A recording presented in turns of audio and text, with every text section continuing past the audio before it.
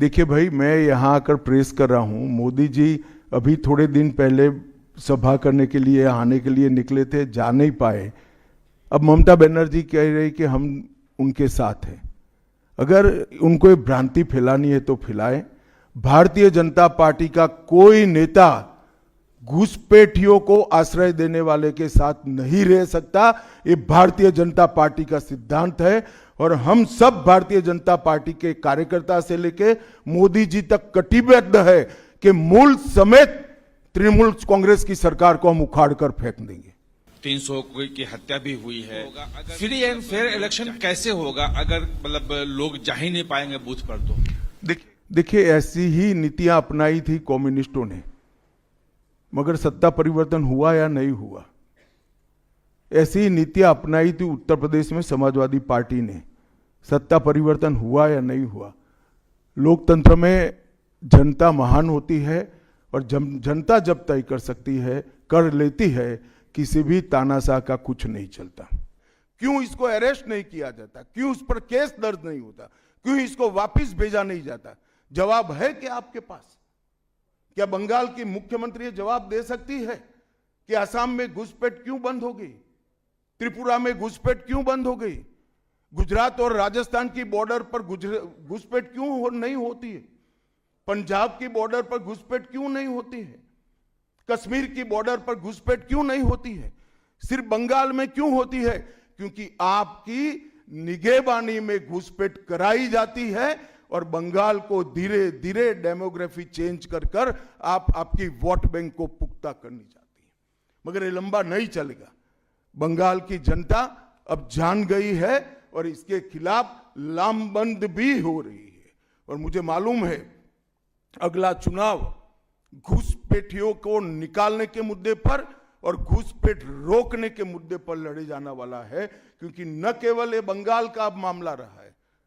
मैं आज बंगाल की जनता को इस प्रेस वार्ता के माध्यम से बताने आया हूं कि बंगाल की बॉर्डर से हो रही घुसपैठ सिर्फ बंगाल का मामला नहीं रहा है, अब ये राष्ट्रीय सुरक्षा का मामला है। देश की संस्कृति को बचाना है, देश की सुरक्षा को सुनिश्चित करना है, तो बंगाल की बॉर्डर सील कर दे। ऐसी देशभक्त सरकार यहां लानी पड़ेगी जो ममता बनर्जी नहीं कर सकती, केवल और केवल भारतीय जनता पार्टी कर सकती है। घुसपैठ के अलावे भ्रष्टाचार से पूरी बंगाल की जनता त्रस्त है। रोजवेली चिटफंड घोटाला, कैश फॉर क्वेरी घोटाला, एसएससी घोटाला, नगर पालिका नगर नियम का भर्ती का घोटाला, गाय तस्करी का घोटाला, राशन पीडीएस का घोटाला, मनरेगा का घोटाला, पीएम आवास का घोटाला, इतने सारे घोटाले हैं कि मैं पूरा लिस्ट पढ़ूंगा तो मेरी प्रेस कॉन्फ्रेंस का पूरा हिस्सा ही उसमें चला जाएगा। अब क्या ममता बनर्जी इस बात का जवाब दे सकती है कि आपके मंत्रियों के ठिकाने पर से 27 करोड़ रुपया मिलता है, जिसको गिनते गिनते नोट गिनने की मशीन भी गर्म होकर बंद हो जाती है?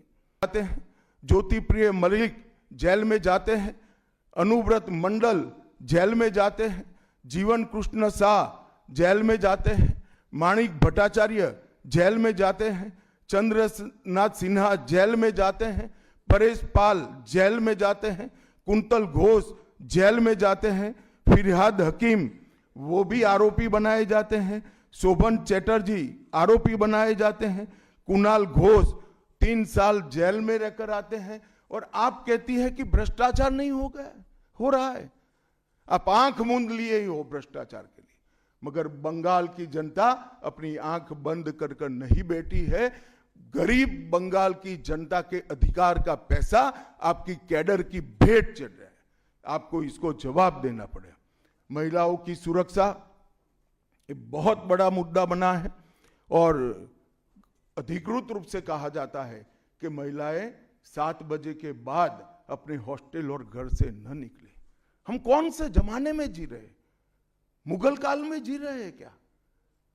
ममता जी, ये आजाद भारत, यहां माताओं बहनों को पूरा दिन जब इनकी मर्जी हो, जब इनको काम हो, घर के बाहर निकलने की सुरक्षा प्रदान करना ये हमारा संवैधानिक दायित्व है, जो देने में आपकी सरकार विफल गई है।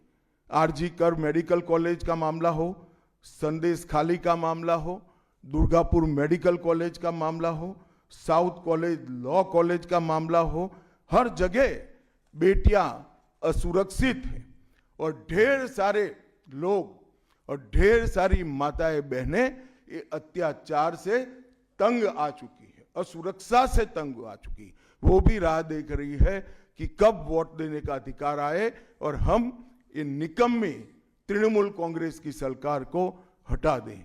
सांप्रदायिक तुष्टीकरण को इस राज्य सरकार ने अपनी नीति के रूप में स्वीकार कर लिया है।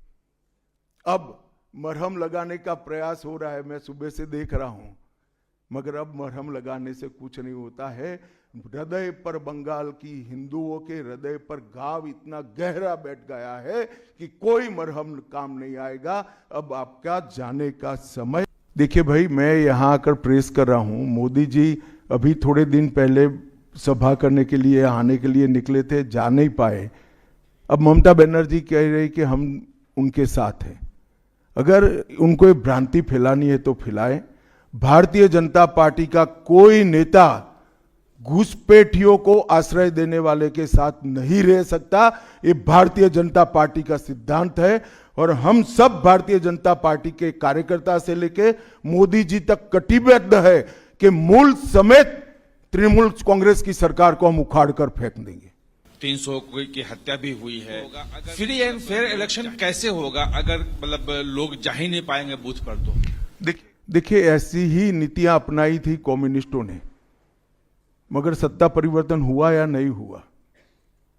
ऐसी ही नीतियां अपनाई थी उत्तर प्रदेश में समाजवादी पार्टी ने, सत्ता परिवर्तन हुआ या नहीं हुआ। लोकतंत्र में जनता महान होती है और जनता जब तय कर सकती है, कर लेती है, किसी भी तानाशाह का कुछ नहीं चलता। क्यों इसको अरेस्ट नहीं किया जाता? क्यों उस पर केस दर्ज नहीं होता? क्यों इसको वापस भेजा नहीं जाता? जवाब है क्या आपके पास? क्या बंगाल की मुख्यमंत्री जवाब दे सकती है कि असम में घुसपैठ क्यों बंद हो गई? त्रिपुरा में घुसपैठ क्यों बंद हो गई? गुजरात और राजस्थान की बॉर्डर पर घुसपैठ क्यों नहीं होती है? पंजाब की बॉर्डर पर घुसपैठ क्यों नहीं होती है? कश्मीर की बॉर्डर पर घुसपैठ क्यों नहीं होती है? सिर्फ बंगाल में क्यों होती है?